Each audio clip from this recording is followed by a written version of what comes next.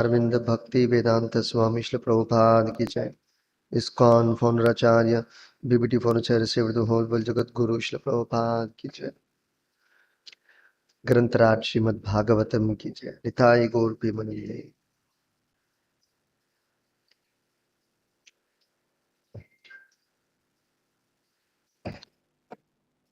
Om Namo Bhagavate Vasudevaya. Om Namo Bhagavate Vasudevaya. Om Namo Bhagavate Vasudevaya.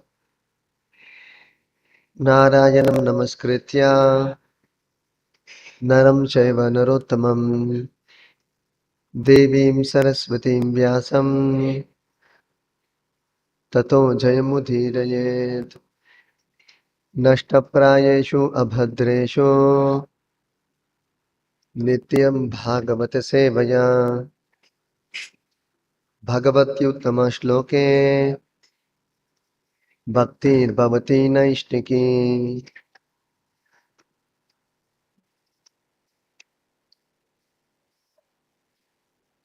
Reading from Srimad Bhagavatam, Canto 9, Chapter 16. Lord Parashurama destroys the ruling class. Texts 7 through 9. I will read 7 and 8 myself.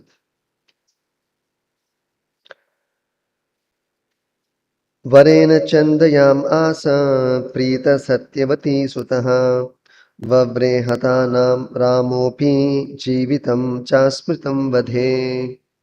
Translation by His Divine Grace, Srila Bhajcharana Arvind Bhakti Vedanta Swami Srila Prabhupada ki jai. Jamadagni, the son of Satyavati, was very much pleased with Parashurama and asked him to take any benediction he liked. Lord Parashurama replied, "Let my mother and brothers live again and not remember having been killed by me. This is the benediction I ask." Text 8. Utastuste kushalino nidrapaya ivanjasa pitur vidvam stapo viryam ramaschakre suhrudbadam. Thereafter, by the benediction of Jamadagni, Lord Parashurama's mother and brothers immediately came alive and were very happy, as if awakened from sound sleep. Lord Parashurama had killed his relatives in accordance with his father's order because he was fully aware of his father's power, austerity, and learning. Text 9. Please repeat after me. Ye Arjunasya Suta Rajan Ye Arjunasya Suta Rajan Smarantaha Swapituhu Vadham Smaranta Swapitur Vadham Ramavirya Parabhutaha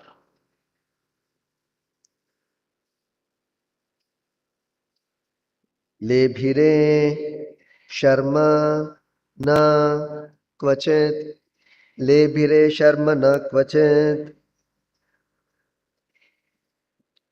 Yerjunasya Suta Rajan Smaranta Swapiturvadham Ramavirya Parabhuta Lebhire Sharmana Kvachet Yerjunasya Suta Rajan Smaranta Swapiturvadham Ramavirya Parabhuta Lebhire Sharmana Kvachet.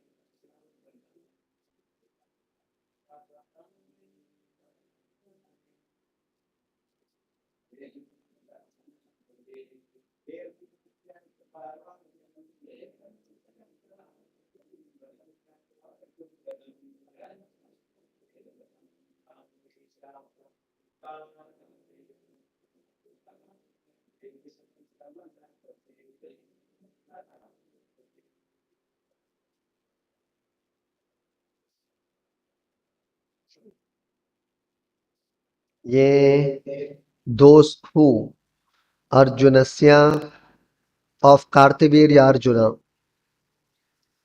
Sutaha sons Rajan O Maharaja Parikshit Smarantaha always remembering Swapituhu Vadham their fathers having been killed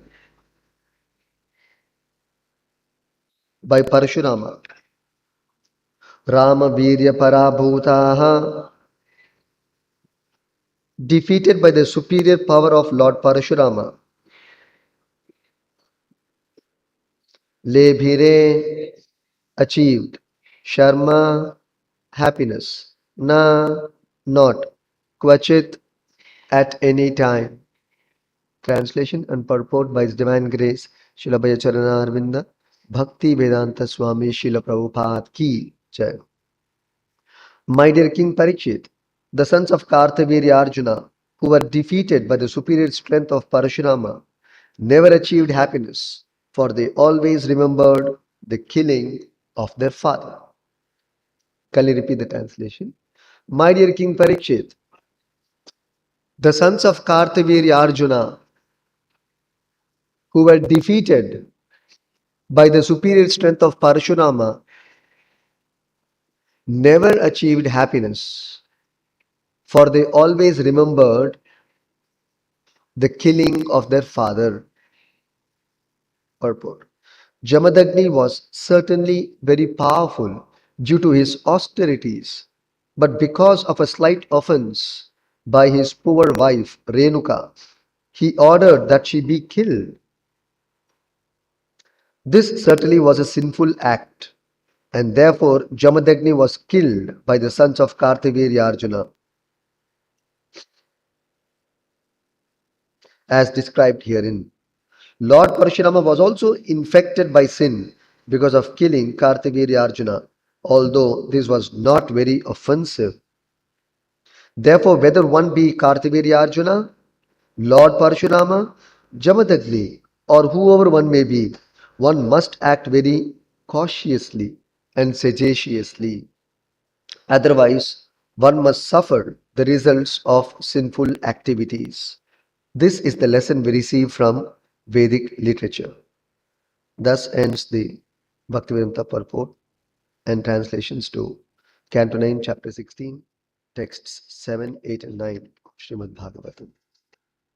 Om Ajnanatimirandasya Jnananjanashalakaya Chakshurunmilitam Yena Tasmai Shri Gurave Namaha Namo Vishnu Padaya Krishna Prishthaya Bhutale Srimate Bhakti Vedanta Swamin iti namine Namaste Saraswate Deve Gauravani Pracharine Nirvishesha Shunyavadi Paschatya Deshatarine Jai Shri Krishna Chaitanya Prabhu Nityananda Shri Advaita Gadadhara Srivasadi Gaura Bhakta Vrinda Hare Krishna Krishna Krishna Hare Hare Hare Rama Rama Rama Hare Hare.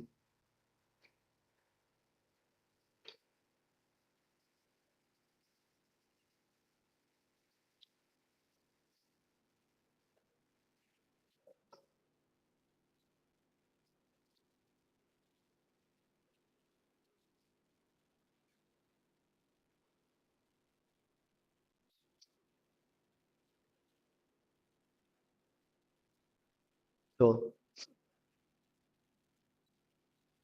when Parashurama's father Jamadagni ordered that his mother and brothers be killed, because of the wrong act committed by Renuka, the wife of Jamadagni and the mother of Parashurama. The wrong act was, it was a thought, not an act.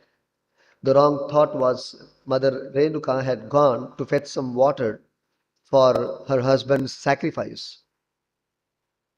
And when she went to collect some water, she happened to see the king of Gandharvas by name Chitraratha, who was very handsome. And somehow she became attracted to him. But very soon she also realized her mistake, and she also realized that it was time for her husband's sacrifice and she has to fetch water for the sacrifice. But by the time she realized and she returned, the sacrifice was over. So that was a quite serious thing. And then she knew that she had committed a mistake. So she placed the pot of water and bent her head down and stood in front of her husband. But Jamadagni, she didn't say anything. Jamadagni, by his superior power, he could see what all happened, what all took place when she went to collect water. This is the power of the sages, that by the power of their austerity, they could know past, present, and future. They could read the person's minds. You don't have to tell. By the dint of their austerity and power, mystic power, they can know everything. So then he cursed her and didn't pardon her for this offense, although it was minor. But Jamadagni's sons were ordered to kill Satyavati, but then they refrained. So then father became angry. Then Parashurama, he agreed to kill as per the order of his father. So therefore Parashurama was very happy. So somebody may ask, how can a son or a brother agree to kill his mother and brothers? So that is explained here, because Parashurama knew the power of his father. He was fully aware of his father's power, austerity, and learning. Pitur vidvams tapo viryam ramas chakri suhrut vadham. Vidvan tapo viryam pituhu. So Parashurama knew the extent of his father's power, viryam, tapaha, austerity, and vidvam, his learning. So therefore he knew that if I please my father, he'll give me a blessing, benediction, and I can ask back my mother and brothers. And exactly the same thing happened. So he killed them. Then Jamadagni was very pleased. Preeta Satyavati Sutaha, being pleased with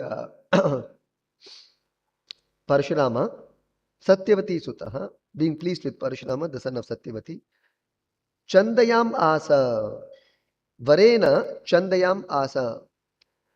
So Jamadagni said, Varena Chandayam Asa, please ask for a boon. Vavre Hatanam Rama, Api Jivitam. So he, uh, uh, Vavre Hatanam, he said, Vavre Rama, Parashurama said, Hatanam Jivitam, my mother and brothers are dead now, please give them life. Not only that, Cha, also, Asmritim Vadhe, they should not remember that they were killed. Asmritam Vadhe, they should not even remember that they were killed. Utastuste Kushalino, Nidrapaya Ivanjasa. So, by the benediction of Jamadagni, what happened? Utastuste kushalino nidrapaya ivanjasa. Just like when you get up from a sound sleep, like that, utastuste kushalino. They got up after a sound sleep, they felt very nice. Kushalina means feeling very happy. Just like after a good sleep, you feel pleased. You have a pleasing experience. So Kushalina, they got up. Utastuste Kushalino, Nidrapaya Ivanjasa. They got up. uh, Actually, they came alive as though they have got up from sound sleep. They didn't knew that they were killed. So Rama's Chakri Suhrut Padam. So uh, Parshurama had killed his own relatives. Suhrut Vadam. Suhrut means his relatives, friends, relatives. Relatives meaning his own family members. Naturally, they are Suhrut. So that's why the word Suhrut is used here to Parshurama's mother and brothers. They are our well wishers, mother, brothers. So Suhrut Vadam, Rama's Chakre. So Parashurama executed his father's order of killing, knowing Pitur Vidvams Tapo Viryam, knowing his father's power, austerity, and learning.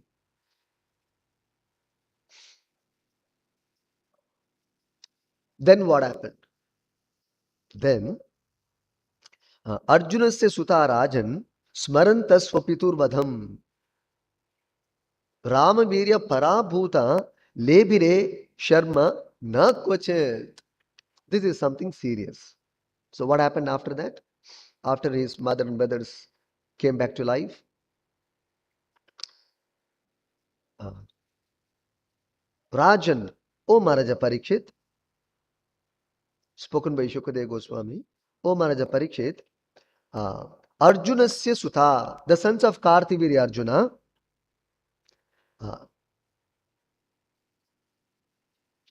they were always mindful of their father, who Ramavirya Parabhuta, who was defeated by the superior strength of Parashurama. So the sons of Kartiviri Arjuna, who were defeated by the superior strength of Parashurama. Actually, Kartiviri Arjuna also was defeated, and the sons of Kartiviri Arjuna also was defeated, and rather killed also. Hmm?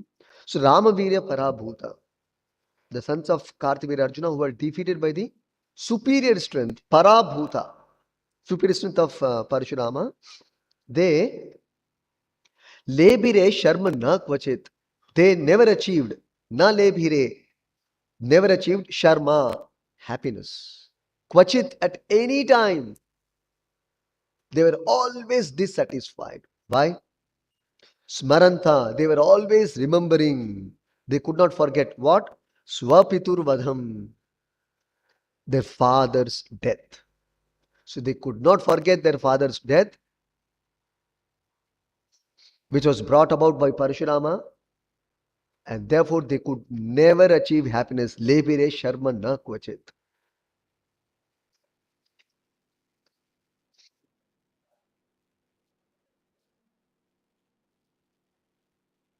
So, uh, in these few verses, constantly there's a stress and a highlight being given about austerity and the power of austerity. And also, in this purport, Prabhupada talks highlights about the importance of acting very cautiously and sagaciously. What is sagacious?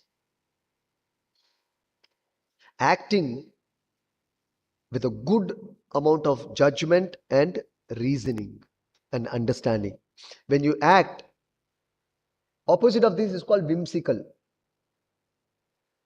Sagacious means uh, when you act with good understanding and good judgment of the situation.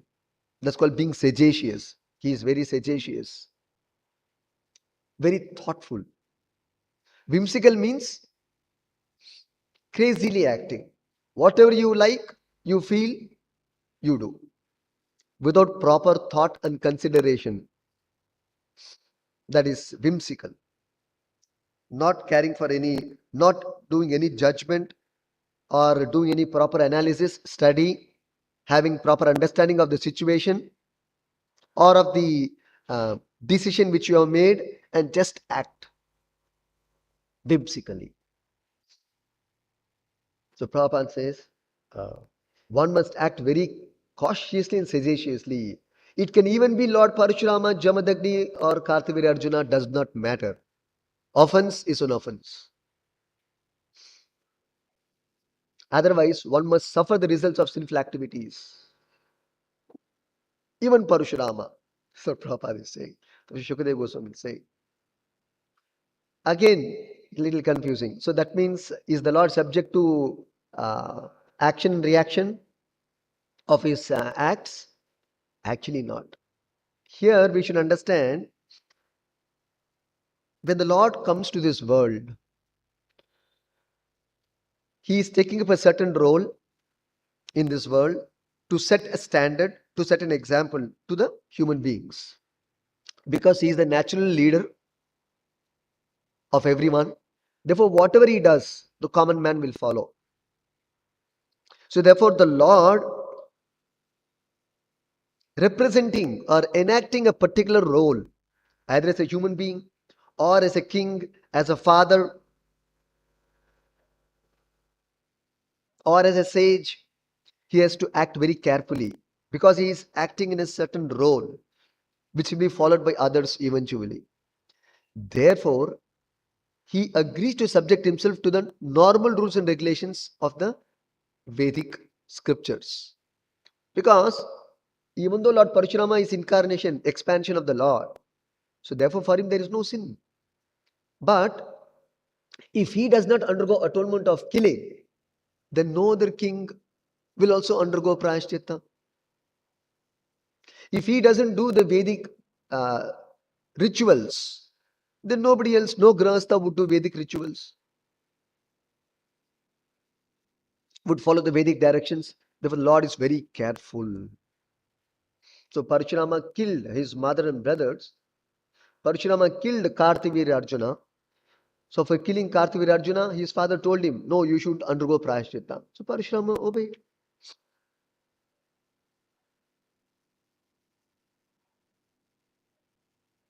So to set standards, sometimes even great personalities subject themselves to the normal course of action and reaction, normal course of atonement. Not only that, this is the negative part of it which we are discussing. Similarly, great authorities, although they may be liberated souls, they will also follow the rules and regulations given in the Vedas. Although they need not follow the rules and regulations which are meant for sadhakas or neophytes, yet they will follow to set an example. Because if we imitate great souls and not follow the rules and regulations or the rules as set forth for sadhakas, our mind will become bewildered. Now, why we have to practice austerity? Why we have to practice sadhana? There is a primary reason. Many times this question comes, why should we follow these rules and regulations given in the Vedas? Either for a Vedic follower or even for a Vaishnava. So whether you're a Vaishnava or you are a Shakta follower, whatever it may be, but the direction of following the sadhana as prescribed to that particular uh, individual is always good. Similarly, for those who are in a particular varna and ashrama, it is good to follow. Why? Because if you don't follow that sadhana and the regulation given by the acharyas and mature sages, then your mind becomes bewildered. You will be overwhelmed by three gunas.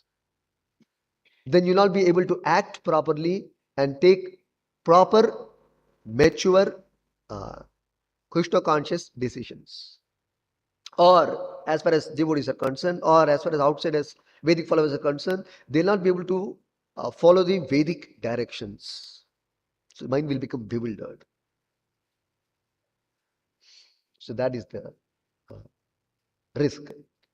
So therefore, following this process of austerity and sadhana is always good. When one is liberated, it may be a different situation. Yet they will follow to set the standard. Like we should read the Bhagavatam 10th canto. Actually, sometime we can read in detail. Uh, there are two chapters. One is Narada Muni visiting the different homes of Lord Krishna. If you can read that chapter, very nice. The 10th canto is there. One more is Lord Krishna's daily activities. You will actually see Shukadeva Goswami goes into minute details of what was Lord Krishna's activities on a daily basis. So if you read that entire list, you will actually see as required for a kshatriya or as a grahastha, whatever the normal duties of a king of this world, emperor of this world, king of this world, and married uh, person's responsibility, husband's responsibility, Krishna was fulfilling all of those requisites, those directions meant for a grahastha and a king. He would rise early in the morning. He would do meditation upon himself because he is God. But we should do meditation on God. Then he would perform the Vedic rituals every day. He would come to the court assembly and attend to the court darbar. So many things. Big list is given.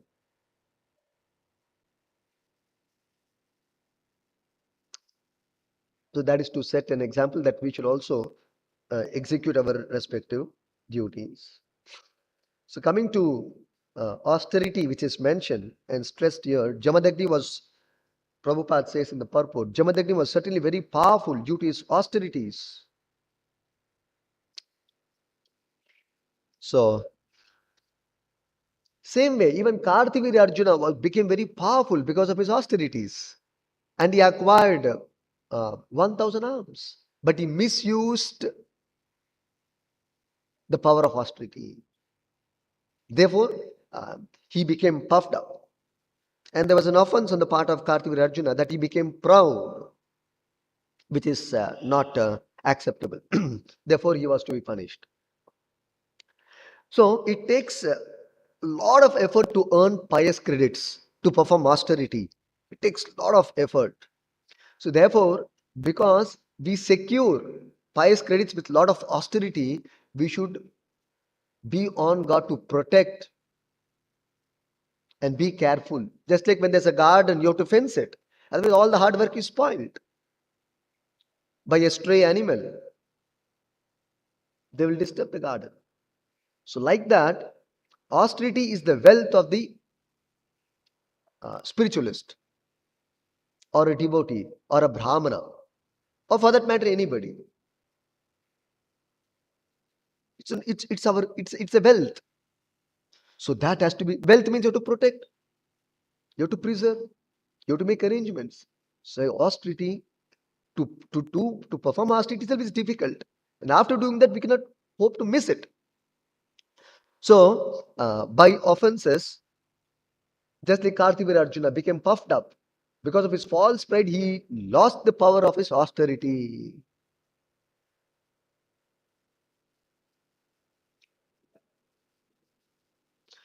So material austerity leads to material benefits, material power, material position, material opulence, material intelligence, material beauty, but that gets exhausted as we enjoy the results of austerity. But spiritual austerity, whatever you perform and whatever benefit you acquire from the spiritual austerity doesn't get exhausted, doesn't get reduced, doesn't become zero also. That's what Krishna says in the Bhagavad Gita, second chapter. नेहाभिक्रम नाशोस्ति प्रत्यवायो न विद्यते स्वल्पम अपि अस्य धर्म से त्रायते महतो भयात्. So Krishna says that whatever spiritual credits you acquire, that is called Sukruti, as opposed to Punya. So spiritual credit is what we acquire, called Sukruti technically, is never lost at any point of time nor reduced with time. Even though you may enjoy the benefit of the austerity, by advancement in Krishna consciousness, enlightenment in Krishna consciousness, it will not reduce. As opposed to Punya karma, as you enjoy, it reduces.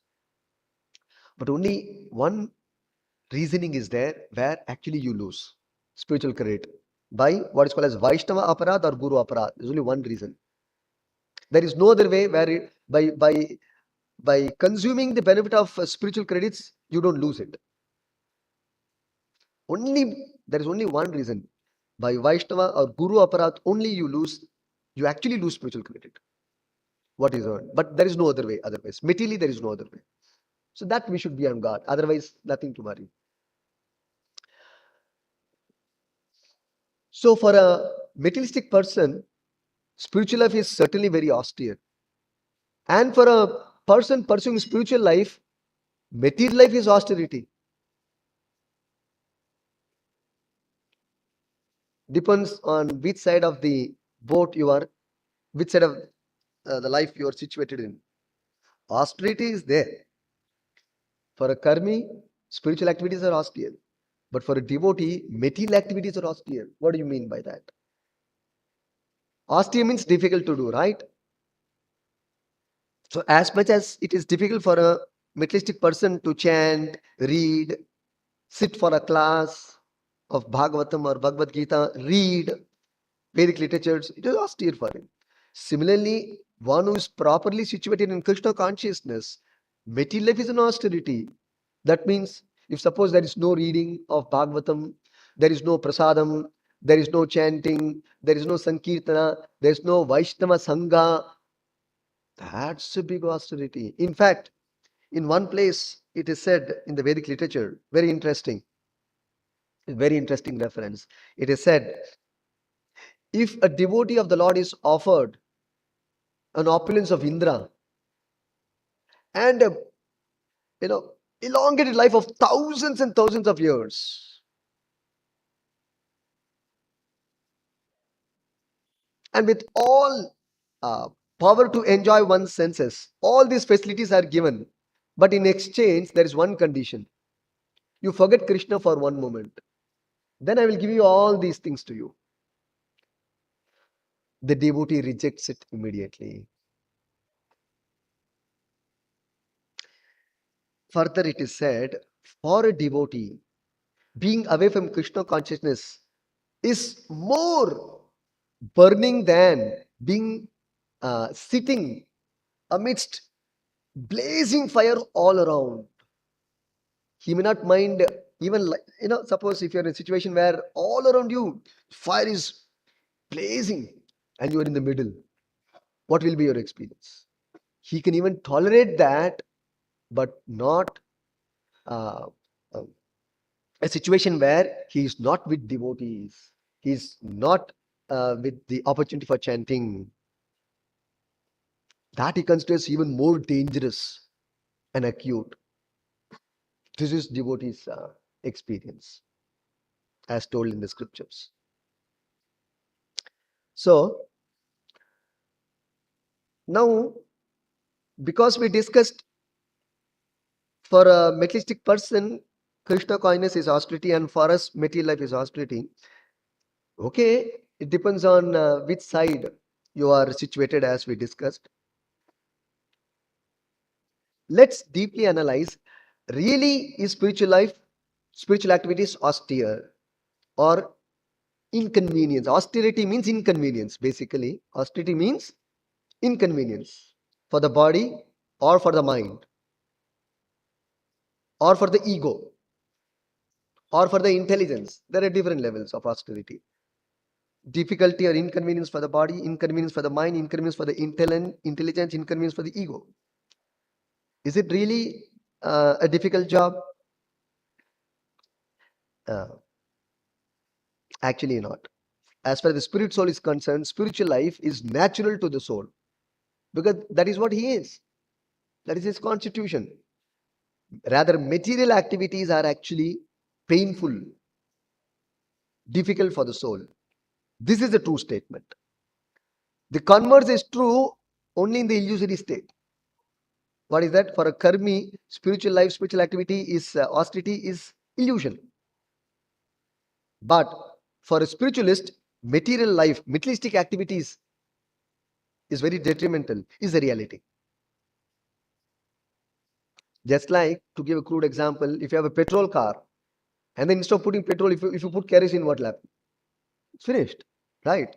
Exactly. If you feed the soul with bhoga, with fictional stories and materialistic stuff, actually it's like putting kerosene in the petrol car. Finished it is. That's all. The very first drive, you start the ignition, it is gone. Straight to garage. That's all. Showroom to garage. That's all. So like that, for the soul, feeding material life, material activities is like putting kerosene in the petrol car.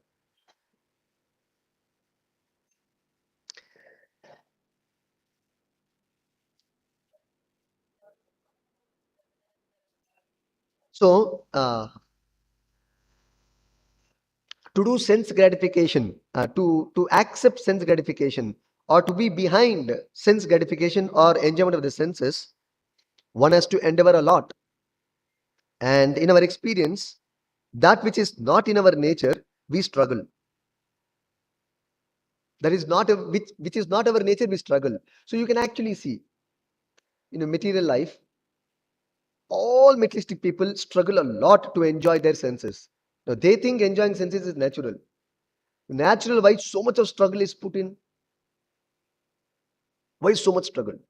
And finally, they're not satisfied. If it is natural, why finally there is no experience and result of satisfaction ultimately? So this we have to think in a very simple manner. Mhm. So something which is not natural will always you will always be uncomfortable. Just like if I don't know to uh, uh, play a drama, and then I'm being told, okay, you act like this, I'll feel very uncomfortable. You express like this, you speak like this, express your emotions like this. It doesn't come to me because I'm not a dramatist, so I'll struggle. So that is not in my nature. If you tell me to sing, and if I'm not a singer, I'll struggle a lot. So that's something which is not natural. It will not come. Similarly, this sense gratification is not natural to the soul. It's a great struggle for the soul. Soul has to struggle a lot to enjoy sense gratification. How does the soul do? Jai Krishna Balaram Gunta Prabhupada. Then how does the soul? So what is happening in this world? Let's analyze little. The soul has to concoct illusory pleasure. He has to create in his mind a world of concoction. Then only he can enjoy his senses. Otherwise, he cannot enjoy. Because for the soul, he has no vocabulary of material enjoyment because he doesn't have material senses. So how will he enjoy? He does not even know. So he has to concoct. And for that concocted pleasure, Krishna has to facilitate the infrastructure also and create the situation also. So the soul has to concoct illusory pleasure, for which Lord has to create what is called as false ego. That is the medium through which the soul can experience concocted pleasure. So Lord has to create. So that false ego is an element which is created in this world. It's a material element. False ego is an element. It is created at the time of creation. That means it is created. That means it doesn't exist eternally. That means you can also put an end if you desire so. Anything creation will have an end, right? So false ego is created. You can also put an end to your false ego. That's in our hand. Anyway, so Krishna creates the false ego. That means real ego is not created. What is the real ego? The spiritual life of the jiva, because he is spirit soul. So, so false ego is created, and Lord arranges all the paraphernalia for concocted enjoyment of the soul. Then he has to create. You should read the second canto of Bhagavatam for this. Krishna has to create eyes, ears, nose, tongue, skin, and the sense objects to facilitate the concocted transaction and the concocted pleasure. But because everything is dead matter, actually there is no interaction, there is no transaction. There is neither interaction nor there is transaction possible in matter. How can matter interact? How can matter transact? Interaction, transaction is by the soul. So, therefore, Paramatma has to enter. We always wonder why uh, Kshirodaksha Vishnu has to enter every atom. Because matter lacks uh, uh, quality. Intrinsically, matter has no quality. So, therefore, the Supreme Lord has to enter to quality means what? Qualifying. To qualify, to make it qualifying. It's called quality, right? Just like we say bad mango. It's not good. Reject it. So good quality mango. That means tasteful. So quality means so matter intrinsically lacks quality. So Lord has to enter and create a value for matter with all the individual details as needed. Table is table functionality. It get it. So even table gets its functional value. Mic gets its value. Every single matter gets its intrinsic value by the entry of Paramatma into that material element, material atom, and gives its value. Similarly, pleasure also. That just like uh, there is smell in this rose, right? There is fragrance in the earth. Earth doesn't have fragrance actually. Rose doesn't have smell actually. That is Paramatma. So Lord has to give that. Anyway, so Lord has to make so many arrangements to give us the experience of illusory pleasure. This famous example is given always. Many years back, we used to give this. Like a small child wants to imitate the mother's cooking in the kitchen, but the child cannot cook. It's risky also. And child does not know anything, and it's fire. And the child does not know. How can the mother allow the child to cook in the kitchen? A 4 year, 5 year child. So what will the mother intelligently do? The mother will go to the market, buy a toy stove, toy gas, toy vegetables, toy kadai, and all that. Spoon everything. And then the mother will say, okay, see, I have given you a kitchen. Okay, now you cook. Amma, I'm making gulab jamun. Ah, yes, yes. Come and eat afterwards. Yes, I will eat. Amma, I made paneer kofta. Oh, very good, very good. So the child is also happy. The mother knows the child is safe. How can the mother allow to play with fire otherwise? You pour the hot boiling oil, it may spill over the child. He does not know how to be careful with the fire. So like that, Lord also sense gratification. Actually, the position of enjoying is is actually of the Lord's. That's why the word Purusha actually in Sanskrit means one who enjoys. The exact meaning of Purusha in Sanskrit, the enjoyer. And Prakriti exactly in Sanskrit means the enjoyed. So the Lord being the enjoyer and we being the enjoyed, we cannot enjoy, take the Lord's position. But we want to, that is like playing with fire. Not possible actually. So the Lord creates another arrangement called this material world, material paraphernalia, to give us that illusory experience.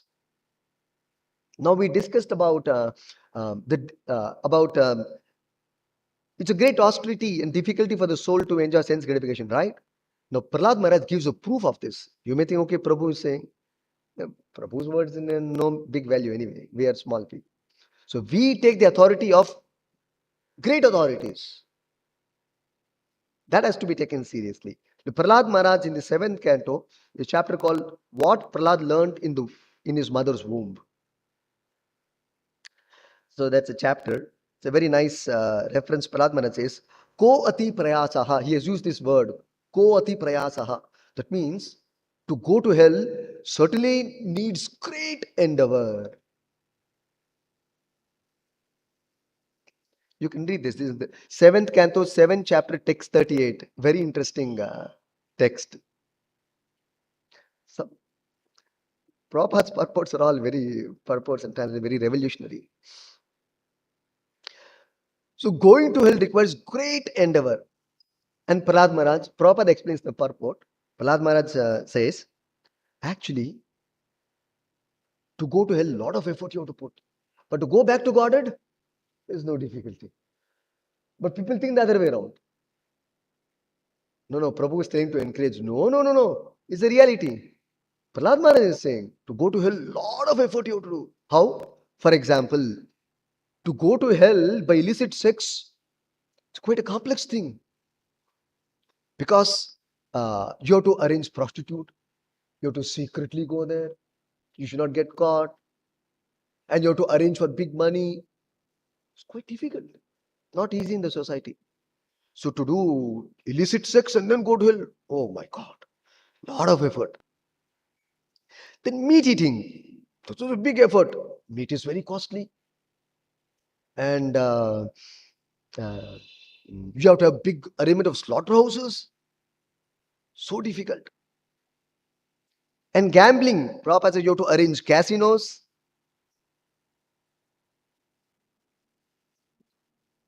You have to arrange hotels.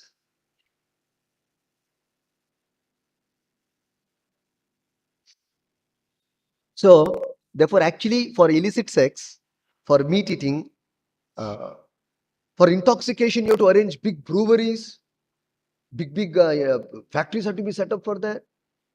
Such a big endeavor. Clearly, therefore, if one wants to go to hell, he must endeavor very much. But if he wants to return home, back to Godhead, there is no difficulty at all.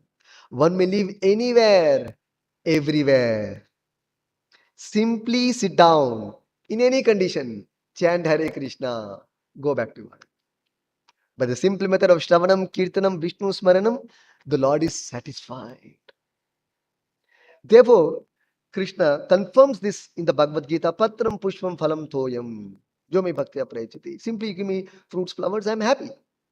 So to please the Lord is very, very easy. And by pleasing the Lord, to go back to spiritual world is very, very easy task. To go to hell, lot of hard work you have to do. And coming back, therefore, in this context, spiritual activities are natural, but it may be difficult for us presently because of our wrong upbringing, bad association, bad values being imparted to us. That is the defect. Otherwise, spiritual life is natural to the soul. Chanting, dancing, taking Krishna Prasadam, hearing about Krishna, Krishna Katha is natural for the soul. Very natural. As I described earlier, if it is natural, it comes out easily. If it is artificial, you have to push through, pump a lot of effort you have to put. Therefore, you can see karmi, prayasa, so much endeavor they do for anything, either for making money or for sense gratification, for anything, they put a lot of effort. But we devotees chant simply. That's why people say, hey, Nimdi Anide, what are you people simply chanting Hare Krishna? Yes, you only recognized. This is what we are saying. You're only endorsing. It is so simple. Then what do you have to do? They will not do because they're bewildered.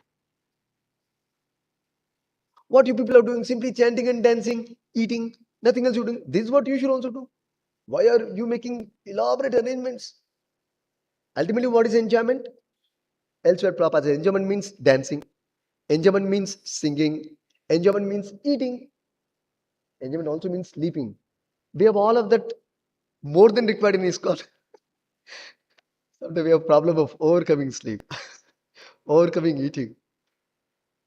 So like that.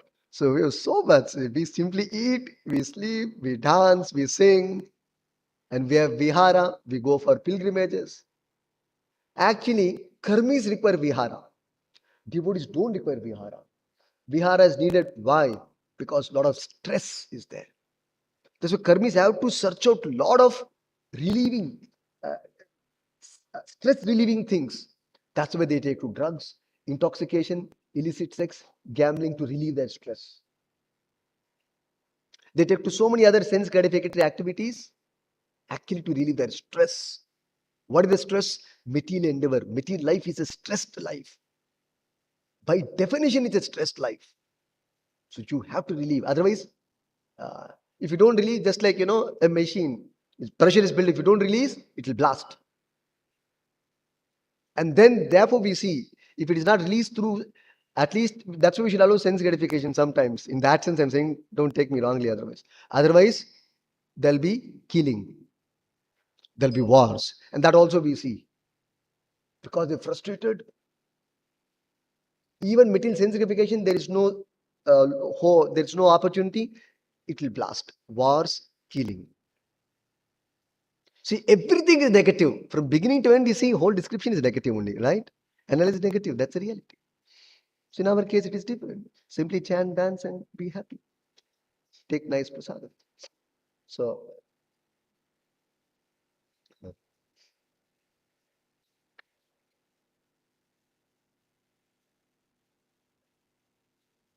therefore, as Prabhupada said, we should act very cautiously and sagaciously, otherwise, one must suffer the results of sinful activities. This is the lesson we receive from Vedic literature. So, Krishna consciousness is a safe activity, natural activity of the soul, and very pure. And uh, if one sticks on to these Krishna conscious activities, one will be very happy without any risk eternally. I'll stop here. Granthraj Srimad Bhagavatam ki jai. Shri Prabhupada ki jai.